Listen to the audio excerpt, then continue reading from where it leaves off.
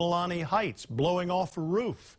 Max Rodriguez went to the scene and spoke to the home's owner. He joins us now with more. Max? Yeah, well, the damage of the roof is just as impressive in person, Joe. And I got to tell you that the wind is still very strong. It continues to push against us, and we're actually keeping an eye on the roof. I don't want to give it my back for too long because debris is still flying around.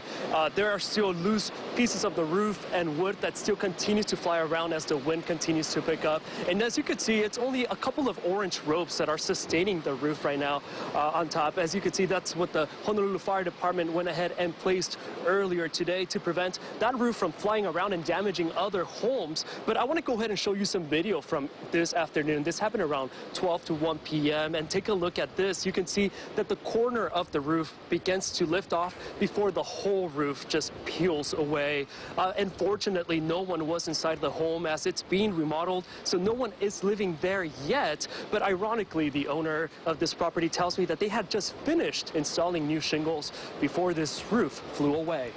The winds have been blowing all morning, and we have family that lives right over here, and the crash was heard and we ran up, and our roofer, we called because pieces of our brand new roof were flying off with the winds.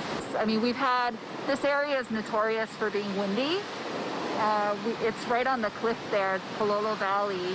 The winds shoot up the valley, so it's much stronger on this side of the mountain. But we've had windows shatter, but we haven't ever had a roof blow off, so this is unusual.